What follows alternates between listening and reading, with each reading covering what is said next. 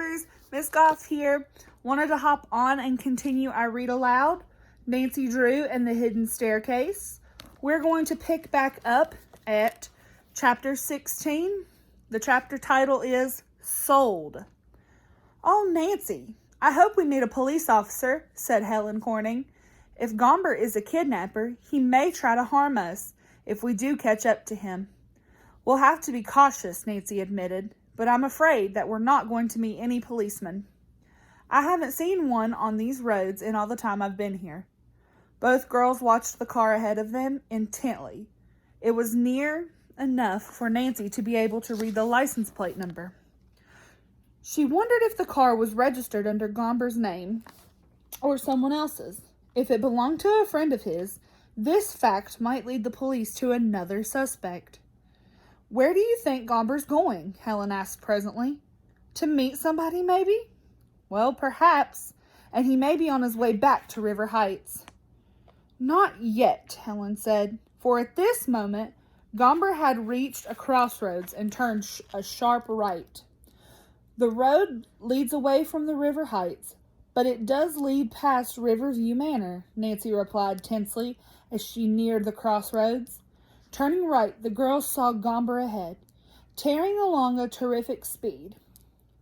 He passed the vacant mansion. A short distance beyond it, he began to turn his car lights off and on. "What is he doing that for?" Helen asked. "Is he just testing his lights?" Nancy was inclined to think so. "I believe he's signaling to someone." "Look all around, Helen, and see if you can spot anyone." She herself was driving so fast that she did not dare take her eyes from the road. Helen gazed right and left, and then turned to gaze through the back window. "I don't see a soul," she reported. Nancy began to feel very uneasy. It was possible that Gomber might have been signaling to someone to follow the girls. "Helen, keep looking out the rear view window and see if a car happens and starts to follow us." "Maybe we ought to give up the chase and just tell the police about Gomber," Helen said a bit fearfully. But Nancy did not want to do this. "I think it will help us a lot to know where he's heading."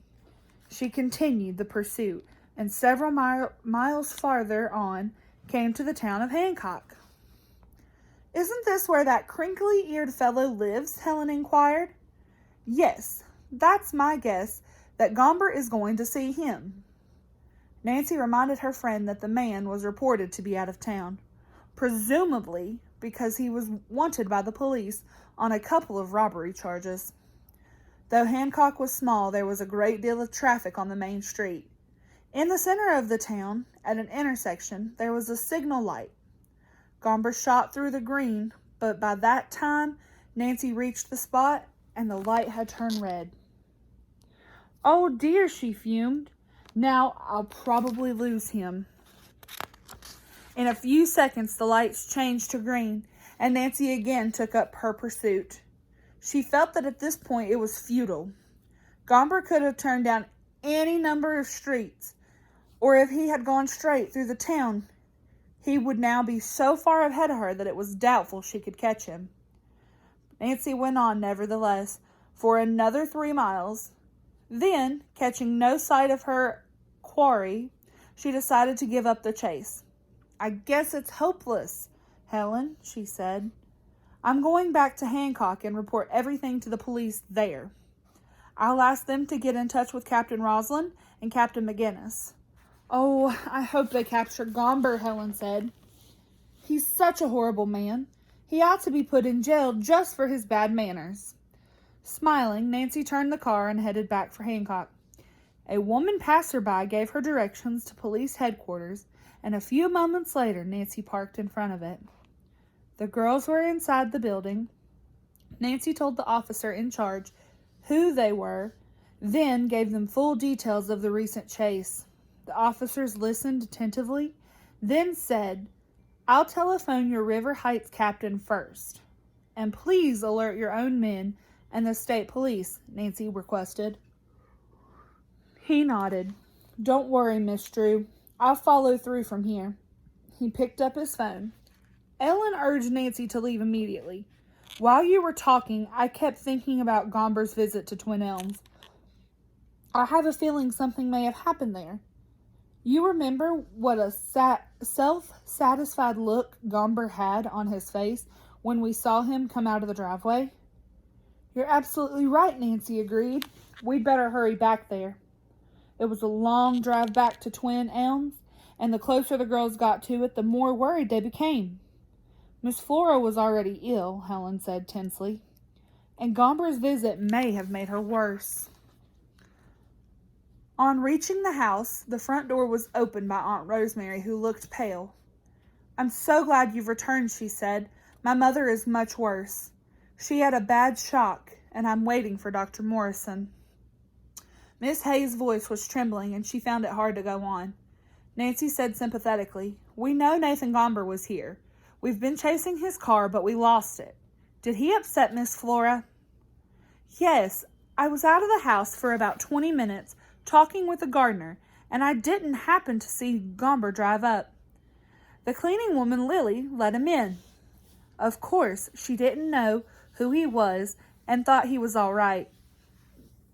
When she finally came outside to tell me, I had walked way over to the wisteria arbor at the far end of the grounds. In the meantime, Gomber went upstairs. He began talking to Mother about selling the mansion. When she refused, he threatened her, saying that if she did not sign, all kinds of dreadful things would happen to me and both of you girls. Poor Mother couldn't hold out any longer. At this moment, Lily, who couldn't find me, returned and went upstairs. She actually witnessed Mother's signature on the contract of sale and signed over her name to it. So Gomber has won. Aunt Rosemary sank into the chair by the telephone and began to cry. Nancy and Helen put their arms around her. But before either could say a word of comfort, they heard a car drive up in the front of the mansion. At once, Miss Hayes dried her eyes and said, It must be Dr. Morrison. Nancy opened the door and admitted the physician. The whole group went upstairs where Miss Flora lay staring at the ceiling like someone in an entrance. She was murmuring, I shouldn't have signed. I shouldn't have sold Twin Elms. What have I done?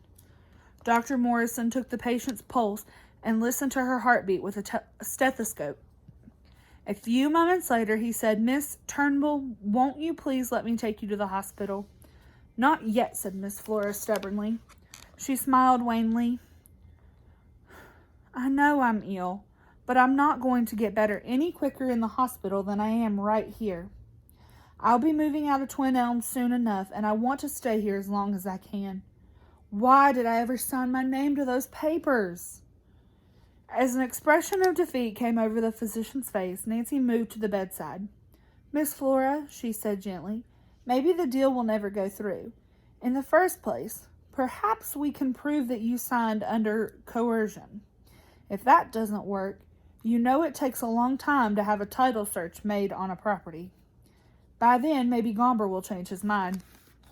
Oh, I hope you're right, the elderly woman replied, squeezing Nancy's hand affectionately. The girls left the room so that Dr. Morrison could examine the patient further and prescribe from her. They decided to say nothing of their morning's adventure to Miss Flora, but at lunch they gave Aunt Rosemary a full account. I'm almost glad you didn't catch Gomber, Miss Hayes exclaimed. He might have harmed you both. Nancy said she felt sure that the police of one town or the other would soon capture him, and that perhaps maybe things could be explained. For one, we can find out why he was turning his lights on and off. I have a hunch he was signaling to someone that the person was hidden in the Riverview Manor.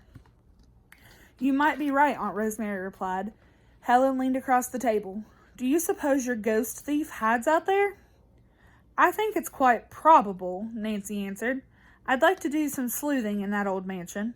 You're not going to break in? Helen asked, horrified. Her friend smiled. No, Helen. I'm going to evade the law. I'm not going to evade the law. I'll go to the realtor who is handling the property and ask him to show me the place. Do you want to come along? Helen shivered a little bit, but she was game. Let's do it this afternoon. Oh dear, Aunt Rosemary gave an anxious sigh. I don't know whether or not I should let you. It sounds very dangerous to me. If the realtor is with us, we should be safe. Helen spoke up. Her aunt gave her consent and added that the realtor, Mr. Dodd, had an office on Main Street. Conversation ceased for a moment as the three finished their lunch. They had just left the table when they heard a loud thump upstairs. Oh my goodness, Aunt Rosemary cried out. I hope Mother hasn't fallen. She and the girls dashed up the stairs. Miss Flora was in bed, but she was trembling like a leaf in the wind. She pointed a thin white hand toward the ceiling. It was up in the attic. Someone's up there.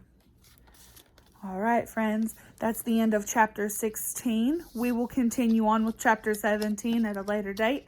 Continue to tune into our YouTube channel. Make sure you're subscribing.